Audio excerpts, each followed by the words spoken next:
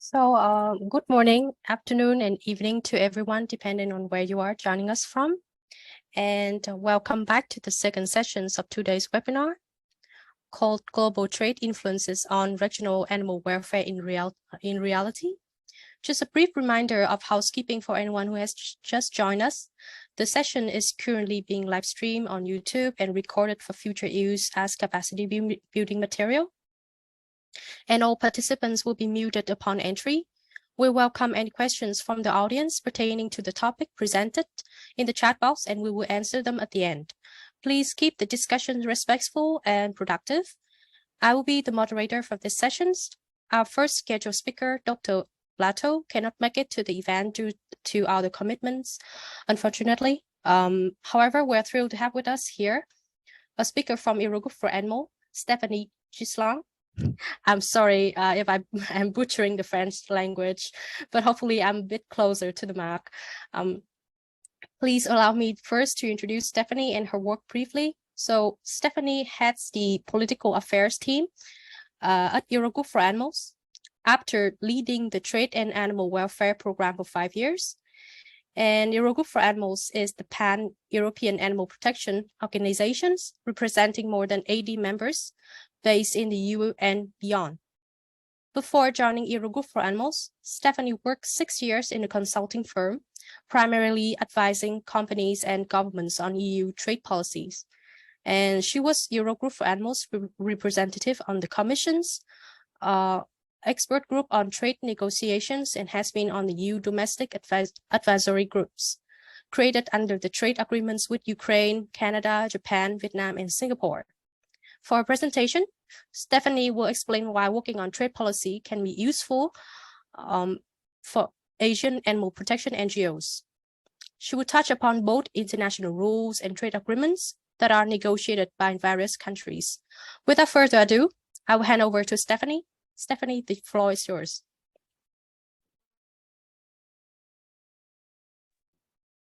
Thank you so much. I wouldn't try to pronounce your name Prudence. You always allow me to just say Prudence, so I can't say anything. My name is Stephanie Ghislain, but don't worry, many French people would say Ghislain as well. Both pronunciation exist. I hope really. So it's really a question of family, so no problem at all. I'm very pleased to be with you. I'm very happy that I wasn't late in the end. Public transportation in Belgium can be a bit hectic sometimes. So I'm going to share with you my presentation. Let me find... Do I have access? Yes. Perfect. So I hope you'll find it interesting, of course. Feel free, I would even say, to stop me in the middle of the presentation if you have any question. I really do not mind. I prefer that you interact and that you feel happy to understand everything. So just stop me if something is really not clear. I will try to make it this very abstract topic, I hope very concrete for you. So my presentation is just today about addressing animal welfare in trade policy.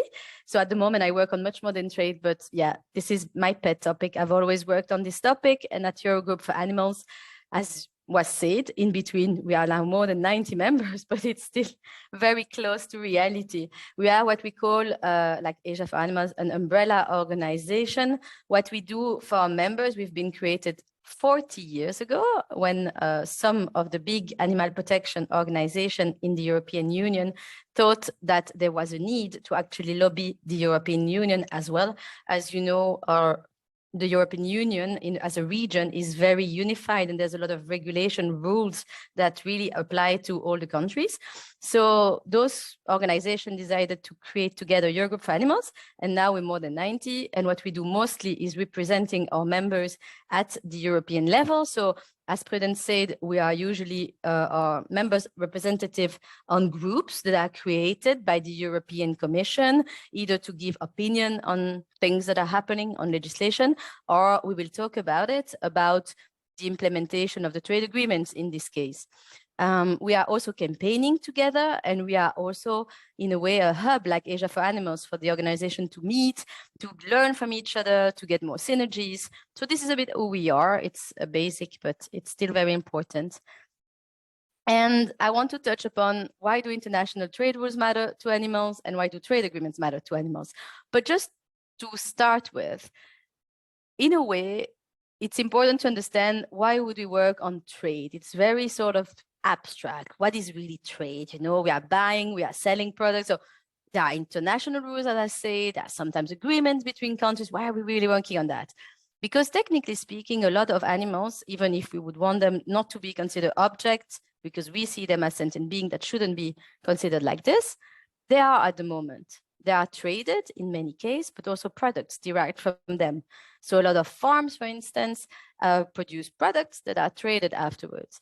And how you trade things, how much they are worth, if you are importing certain products even more or exporting them to another country, it can influence a sector. Because, for instance, the poultry, let's give an example. If you're a country, your country wants to export much more chicken, for instance, then they will maybe intensify their chicken sector. They will integrate it, verticalize it, make it even more efficient without really thinking about animals. That's not really the question. But so technically speaking, trade and the fact that we are getting values out of these animal products, it can have an impact on animals because it has an impact on the sectors and on what we call competitiveness in general. So at EU level, that's why we have started working on trade policy as soon as this big international organization was created on trade, the World Trade Organization, which was establishing rules on how you can trade internationally between the different countries. So as an organization, Eurogroup for Animals started working on this trade policy angle. And then we will come to that. The EU has also started negotiating with a lot of countries, among which Asian countries, what we call trade agreements. I'll come back to that, but those are agreements to facilitate the trade, the export and the imports between the different countries. Why? Because at the moment, and even back then, let's say 10 years ago already, the international rules, this organization, the World Trade Organization, the WTO, was starting not to deliver any extra results anymore. So more and more big countries like the US, the EU, started having also a bilateral trade policy, having their own trade agreement with different countries rather than discussing all together the new rules. And so us being from the European Union, having a sort of, it's not a country, but a regional entity, regulating entity, that has not always, I don't like to say that, higher standards in terms of animal welfare. It is the case often, but it's really just because, you know, elsewhere it's still very poor. It has to improve, but technically speaking, it's still higher than in many countries. We have been faced with the problem that at the moment, back then, the European Union was developing some rules on animal welfare, and those rules were only applying to the EU producers. So EU producers had to produce animal products to treat animals with higher standards. Yet, when you were importing an egg, a piece of chicken, a beef, you didn't have to have the same standards respected by the exporter. So for instance, when the EU banned battery cages a while ago now, it didn't apply at all to imported goods. So you could still import an egg that came from a battery cage. There was not a problem at all. And this creates, if you want, a distortion, a problem, because first, it means that the European citizens who actually wanted not to fuel this practice anymore might still be fueling it somewhere else. And why? Because often there's no labeling. There's nothing really indicating that your egg come from somewhere else, or that the product that you're buying has used eggs that come from somewhere else.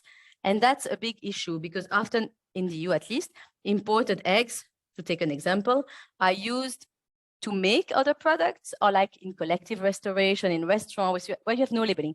So this situation, at least in the EU, has led us to care also about trade. Why? Because when we were trying to improve the rules at EU level or in member states, you know, in France, in Germany, in the Netherlands, we were often told, we can't do this, because if we do better for animals, if we have higher rules, the others will not do this, and then we'll have more imported goods because our products will become more expensive. And this is an argument that I will show you, you can debunk. It is not true. There's a lot of things to say when an authority is replying that to you. And this is the reason why Eurogroup started working on trade policy. So I will start on this aspect that I just explained. Why do international rules actually matter to animals? So as I explained to you, the World Trade Organization has been created a long time ago, 94, 96. And this organization defined the rules on how you can trade products, how you can restrict the trade in certain products, what kind of labeling schemes are acceptable, etc. The idea is to ensure that let's say the competition between countries is fair and that you don't give an advantage to your own product and to your own things compared to other countries. So the idea is to keep this fairness among the members of the World Trade Organization. And why does it really matter to us? Exactly like I explained for the EU, because very often you have you campaign to ban a product. I'm taking the case of India, for instance. India has banned the import of foie gras, force-fed, fatty livers. Fatty livers derived from force-fed animals. And so when you ban such product from the market, if you want it to be efficient, if you don't produce, like India, for instance, foie gras, you ban the import of it. You want no foie gras at all on your market. And usually when you ask for that, even if you produce the thing in question, you want maybe to ban the production, but you want no product like this on the market. So you have also to say it applies to everything, even imported goods. We don't want that on the market. And very often that's what you're looking for. Because if not, you might not get your higher standards or your ban, because the authorities will say, but if we do this and we don't apply it on all the products, even the ones that have been imported, then we are creating a lack of level playing field. We're creating an unfair competition with other countries. So as many of our campaigns aim to have better standards, to ban certain products that are too cruel, we will often face these arguments about we can't do this because of import, or we can't do this better because we can't impose those rules on import. And so this is something you will hear. This is something you need to know about. And the same thing for labeling. We are sometimes also looking at having more labels and so on. And these are also, having a label can also be felt by other countries as a sort of unfair discrimination for other partners. Like, let's say, I take any case in Japan. Japan creates a label specifically for Japanese product that the Japanese producer can get on certain standards and so on.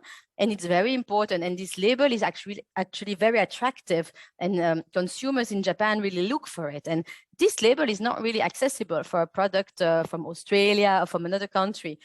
Those countries might argue that this label is unfair because they don't have access to it, and citizens really Japanese consumers really like it. And so it means that it creates an unfair competition. So you see, any kind of measure can be seen as an unfair sort of barrier to trade, as we say.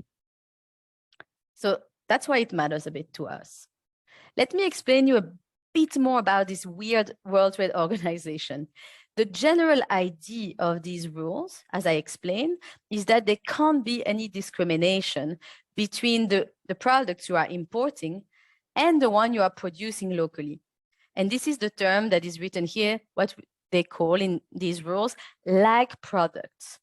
Products that are seen as similar, like an egg, can't be discriminated. You can't say, for instance, I'm treating differently the egg that is coming from Australia than the egg that I'm producing, or than the egg that is coming from Vietnam, for instance.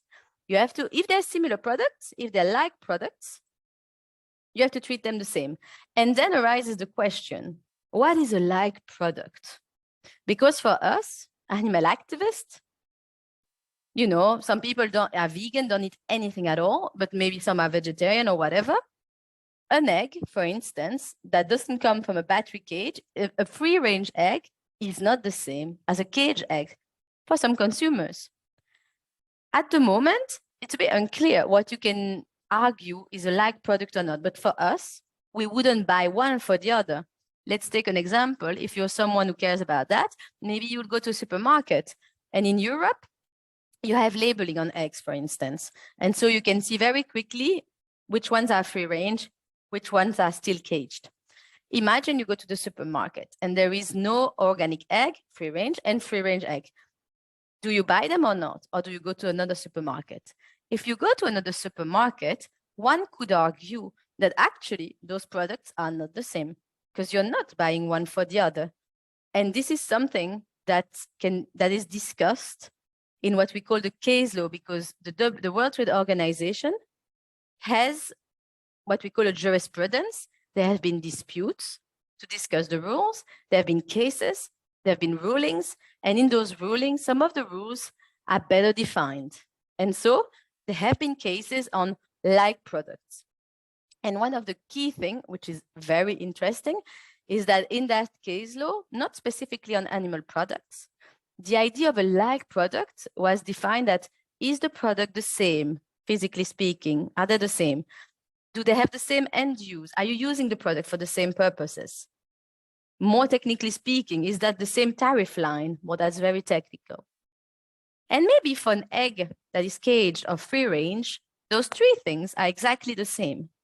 But then the fourth criteria that they usually talk about and put forward is what we call consumer preferences. It's exactly what I explained to you. Are the products actually competing with each other? Would one person buy one for the other? And that is somewhere where we could really argue from an animal welfare perspective. At the moment, there has been no case at the WTO where this question has been settled. But for us who are looking at this from a theoretical perspective, this is still an argument we would want to make. A caged egg, for instance, is not like a free-range egg. So this is an interesting thing.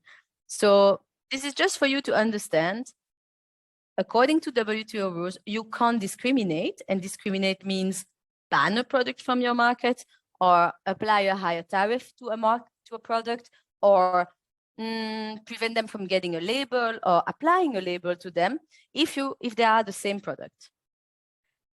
The other question, which is very important, as you can see, and as I explained to you, is that there is basically no mention of animal well-being, animal protection, animal welfare in any of the text of this organization. There is no exception to respect animal welfare, or, for instance, that you can restrict trade based on animal welfare issues. There is nothing. Yet, as I explained to you, this is a set of rules where countries can start dispute among each other. So, for instance, when the EU wanted to ban the trade in seals products, so the products derived from the hunting of baby seals, Canada and Norway attacked the EU, challenged the European Union at the WTO and said they're not respecting the rule. If nobody complains, if no countries complains about your rules, nothing happens. So every rule, every measure that countries have taken all over the world are not obviously all actually WTO compatible. We don't know, because simply if no one fights them, nothing happens. So this is the first thing, but some cases, some disputes have happened, and they were about animals, animal welfare, animal well-being. And so as there is this settlement, this dispute settlement mechanism at the World Trade Organization, as I explained, there is a case law, and it can allow us to better interpret the rules. And so there are a few key cases for the WTO and for us to understand those rules. The one I've mentioned now, the EU that had been attacked on the ban on seal products. Actually, the EU won this case. Why? It was proven that the EU, according to the rules, they could restrict the trade based on one of the exceptions that was listed in the agreement. So the WTO agreements, they include a series of exceptions based on which a country is allowed to actually restrict trade. Those exceptions are related to several topics, among which, for instance, to protect animal life, plant, and human life. You might think that's a good option, but that's not a very good exception for us. I can explain why if you want, if you ask me the question, because it's a bit more technical. Another exception is, for instance, to ensure the protection of animals, like in terms of conservation, I mean. And this is weirdly called something like in order to protect exhaustible resources. Bad to discuss animals, but technically in the case though, it has been proven that those exhaustible resources were to be understood to also be animals, for instance. And then there is another one, very intriguing, that is called that you can restrict trade to protect the public morals of your citizens. So basically, when your citizens have ethical concerns and they might be shocked by something, you are entitled to restrict trade to protect them. And this has, for instance, as we're in Asia, this has been used, for instance, by China on discussion like censorship and things like that. So also on completely non-animal topic. But for animals, this is the exception that the EU used to justify its ban on the trade in seized product. They explained that EU citizens were shocked by the way that baby seals were hunted.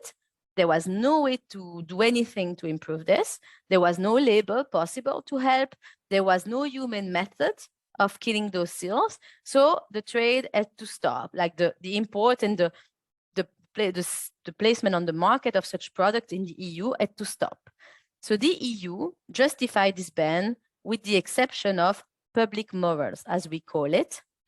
And this has been a landmark case because since then, and it was in 2014, it has been proven, it has been understood that protecting public morals include ethical concerns about animal welfare, animal being.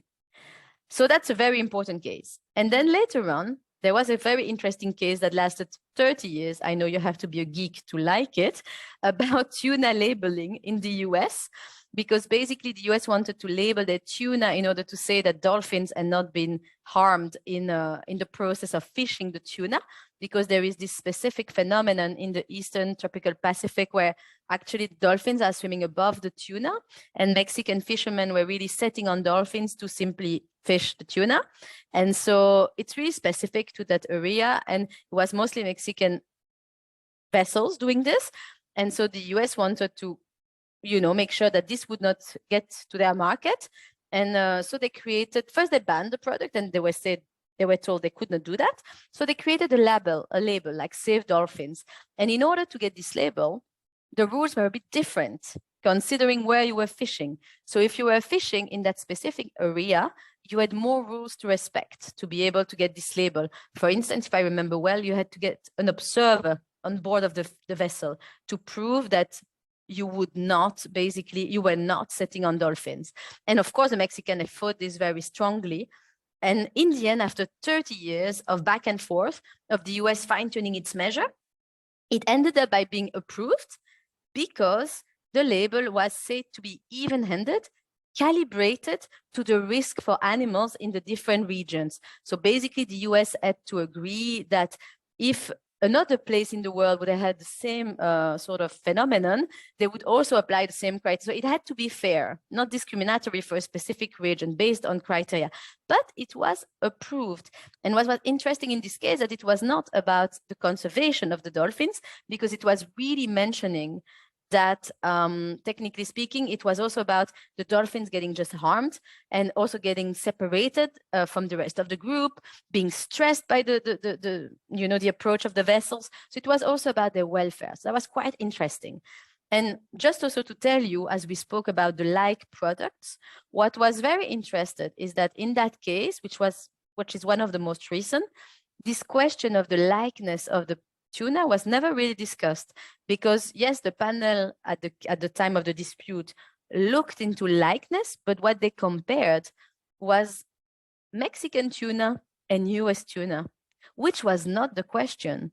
The question was, is actually tuna fished by setting on dolphin the same as tuna fished without setting on dolphins? And that question was never assessed by the panel, interestingly. And the Mexican, in their own arguments, actually said, we are not happy because we can't get this label And then we don't manage to sell on the US market. This label gives them a competitive advantage. People are not buying our tuna anymore.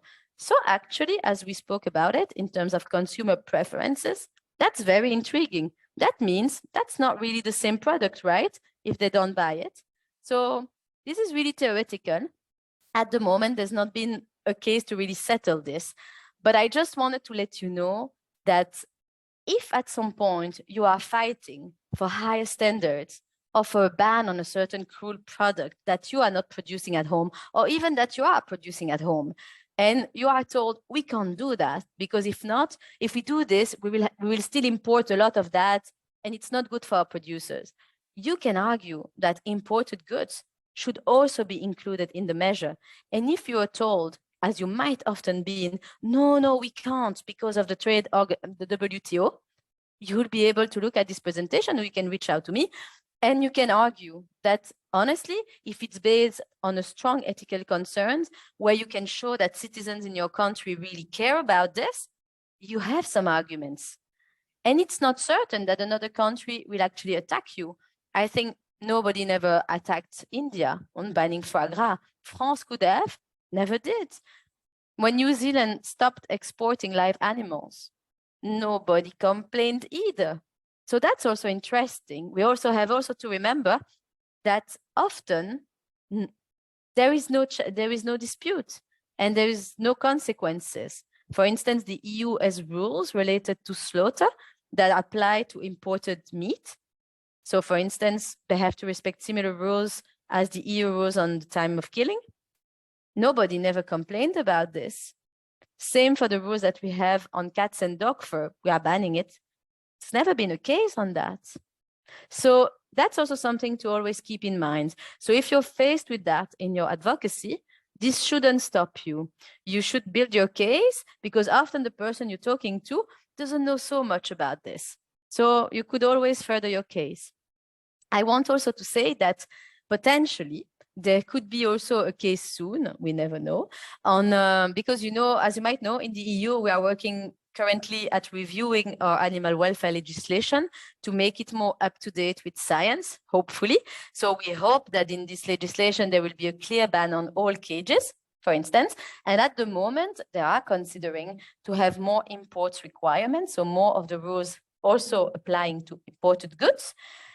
This might lead some countries to attack the EU at the WTO. This is not a done deal. Maybe it's not going to happen. Maybe it's going to happen.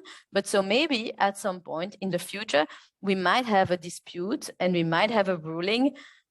If at some point a dispute settlement mechanism of the WTO works again, I'm not going to get into details, but we could have a ruling on ethical concern and farmed animals. Because at the moment, of course, the case is on seals. So there's a lot of discussion. Could this apply actually to farmed animals? My belief is I don't see why not, in the sense that it's ethical concerns. But of course, it has never been done. Maybe it's going to be done. And I just wanted to raise with you also a case that is a bit in parallel.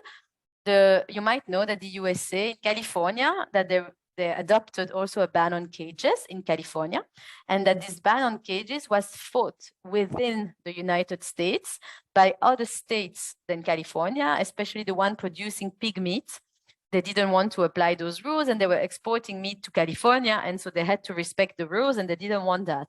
So they really fought in court in the US very hard to say that California did not have the right to actually impose such standards on goods that were imported into California. And what's interesting is that the Supreme Court was actually called upon by the industry to, rule on this in the US. And the United States, among those states, it has also rules, in terms of how you can restrict trade between the states in the US. And this is very similar to what the WTO does for all the countries, or what the EU does for within the EU. So interestingly, we were all looking at the Supreme Court case on this cage ban on California, because it was interesting to see what they were going to conclude.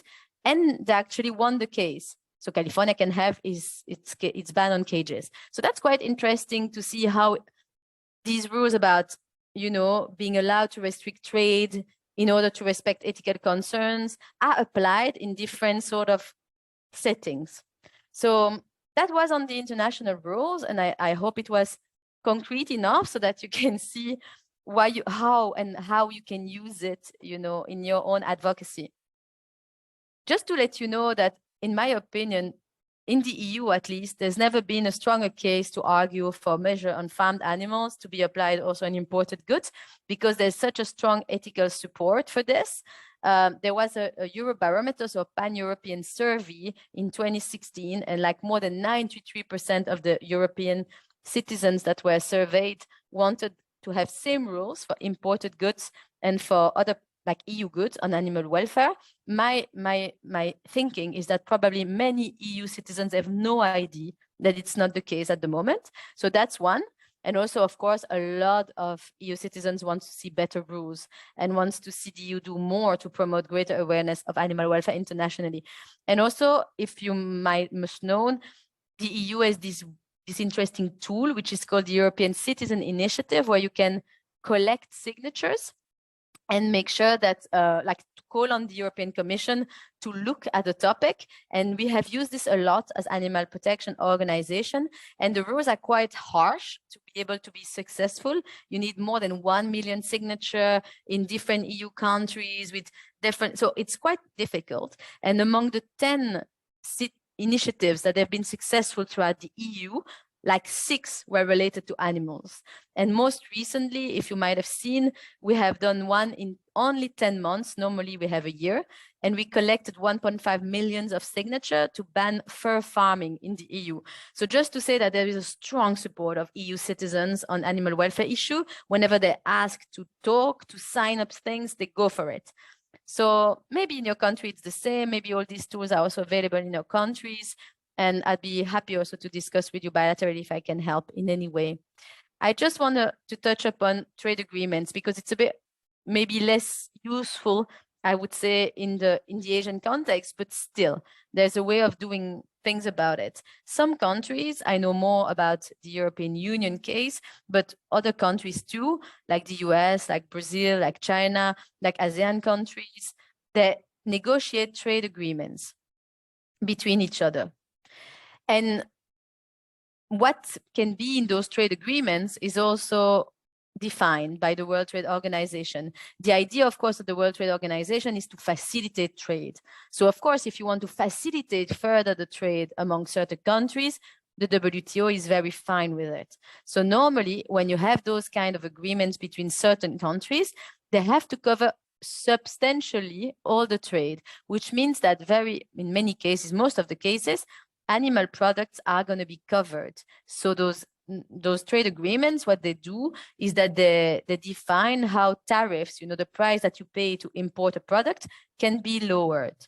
And so in many cases, they will make it easier to import animal products. And why is that interesting for us? Because those trade agreements, in addition to do this, they also sometimes include chapters on different rules. And so they can have an impact, as I said there, on market access, so how you can easily import certain animal products, but they can also have an impact on your labeling rules, like how restrictive you can be in the labels you're creating. They can also have an impact on how you audit the establishments, the slaughterhouses, for instance, from which you import the meat. But they can also, depending on the countries negotiating, offer opportunities to have clauses provision on cooperation.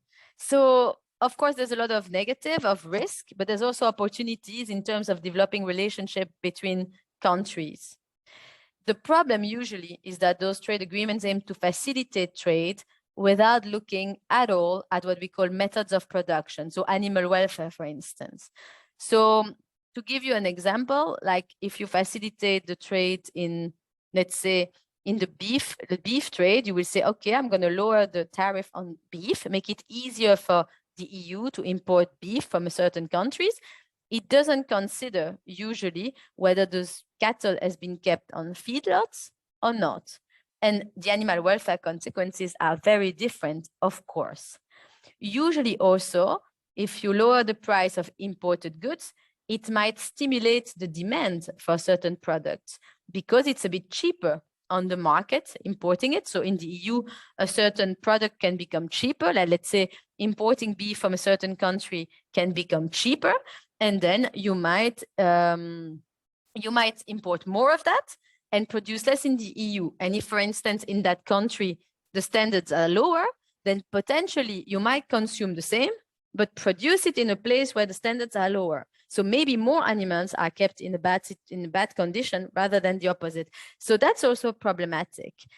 And usually tends to favor the intensification of the sector. Why? Because often it's the big companies that can face competition at global level. And often those big and verticalized companies, not saying they don't care about animal welfare, but it's a system, it's a system usually more intensified where animals are more used and where there is maybe more means to do better for animals, but there's also less willingness because of the willingness to make cheap products. So those trade agreements can be quite interesting. But of course, not every country is, negotiating similar agreements.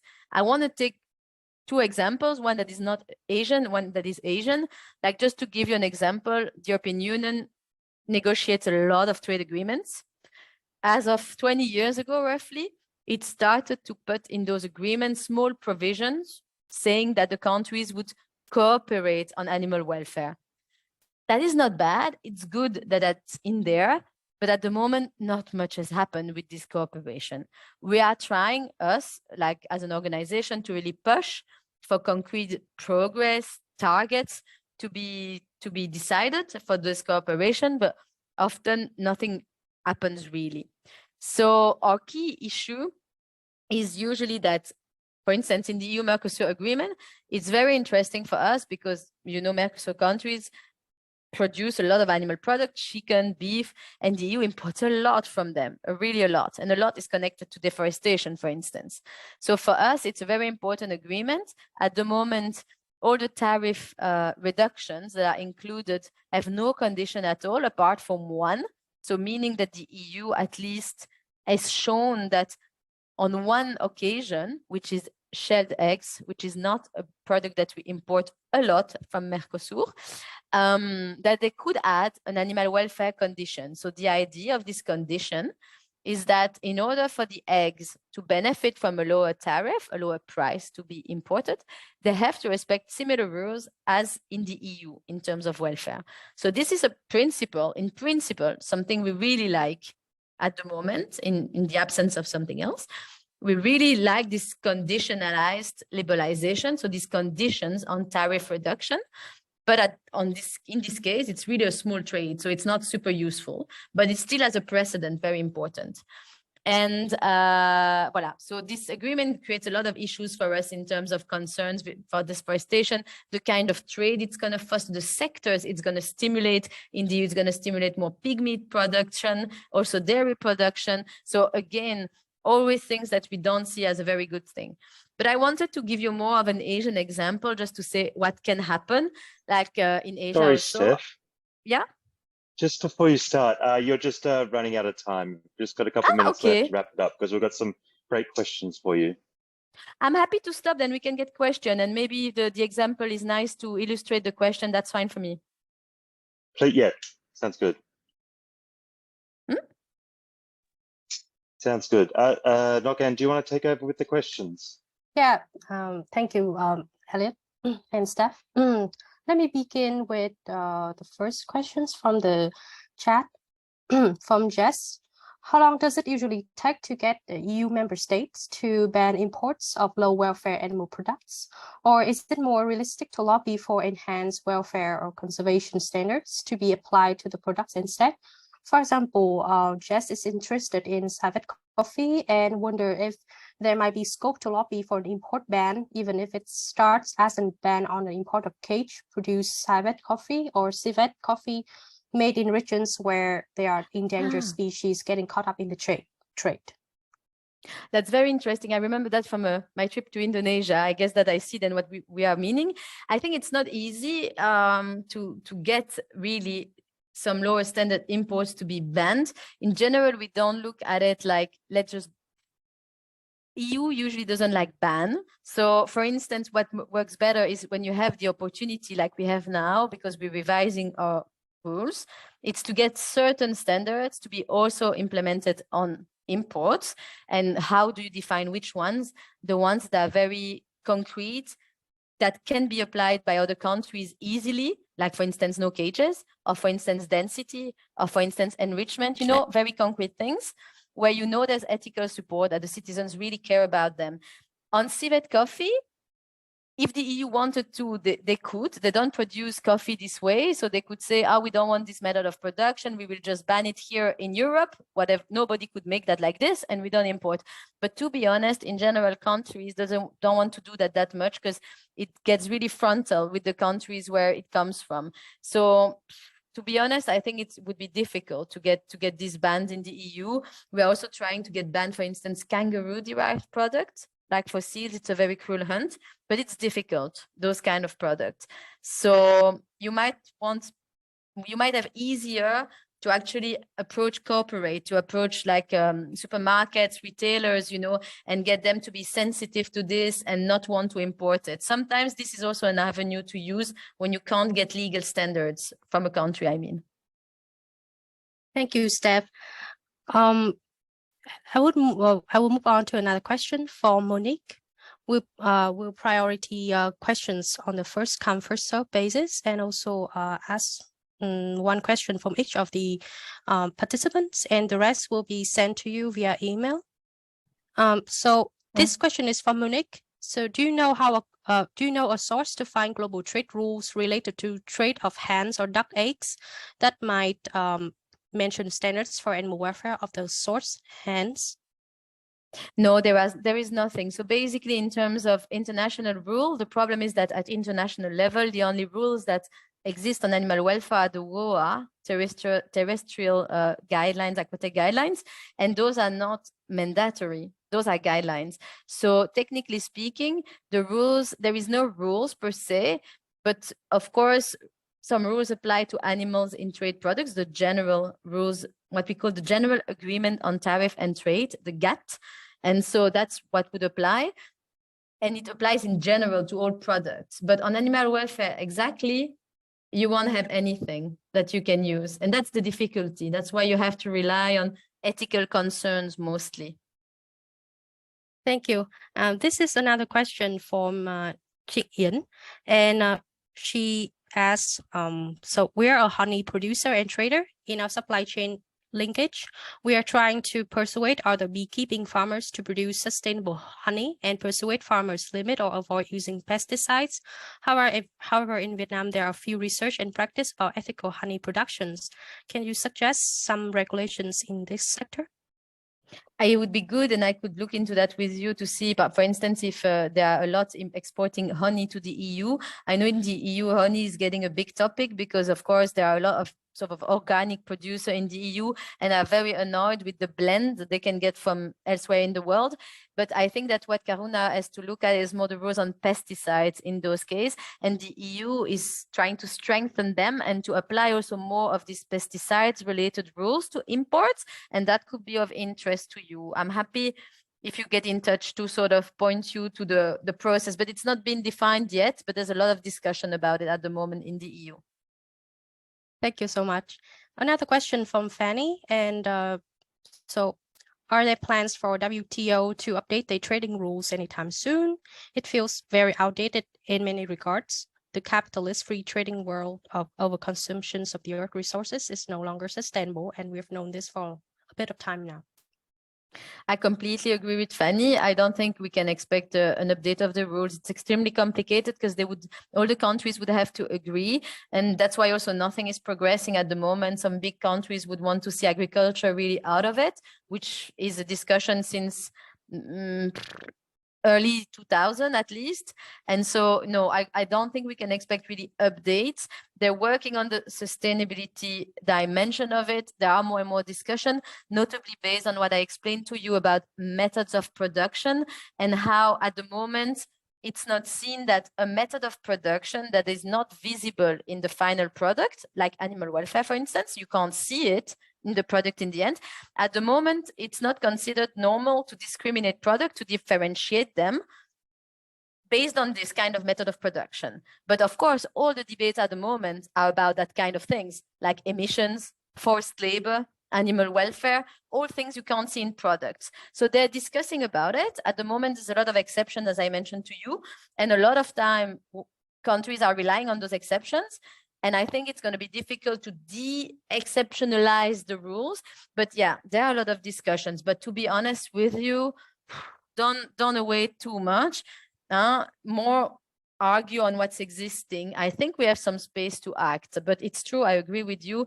It's not sustainable. It's created from another world when there was not all these crises that actually means that we have to make sure that the trade, at the moment, the trade aggravates situations.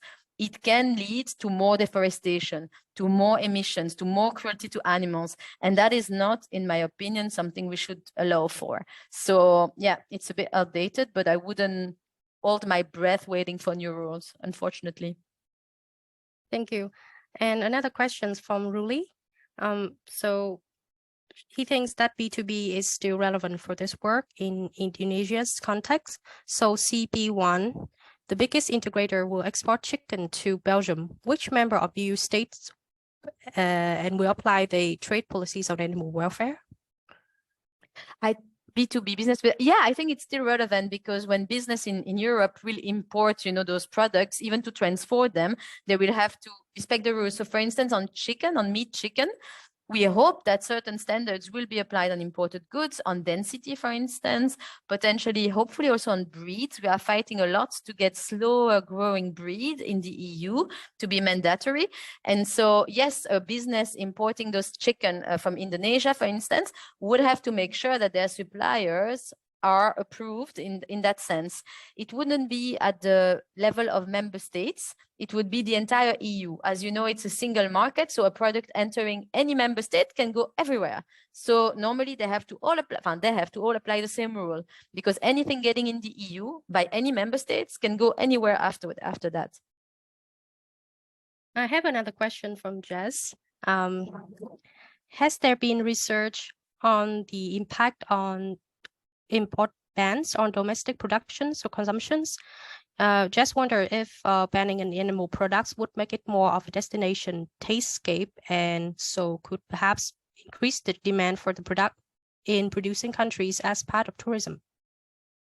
Good question. No, usually not, because if I've never done studies about that, but usually as those bans come out, citizens really being shocked by certain method of production usually doesn't really replace it by the people going to the state countries and having it. But I'm guessing that yes, for instance, if you ban foie gras in India, for instance, maybe the people who have the means might decide that when they go to France, they'll have foie gras. But I think that it's still worth it overall, like especially if there's a willingness, if the country itself is a bit shocked by the production methods. But no, it would be an interesting thing to study on certain specific bans, but why not? At least for sure, for instance, cages, don't expect, for instance, Europeans to enjoy going to another country to enjoy a caged egg. Nobody would do. In another country, they might not be able to find a free-range one, and so maybe would consume caged eggs because they're available and that's all there is. But honestly, on those rules, not about a specific, really weird product, specific product, no, normally it shouldn't change that. Thank you so much, Steph. And I think that is the end of the Q&A part of this sessions. I'm so sorry as well of not having seen the time. I had put my thing in big and I really didn't know how long was my presentation. Apologies for everyone. And if you have questions, you can all reach me. You can probably ask Prudence my email, and I would take time to discuss with you or my colleagues from the trade team. Yeah, thank you so much, Steph, for the wonderful presentations and very detailed Q&A. And thank you everybody for asking these very detailed questions as well. Thanks for your engagement. Bye, everyone. Yeah, goodbye, Steph. See you. And we'll now move to the 5 minutes break before the start of the third session.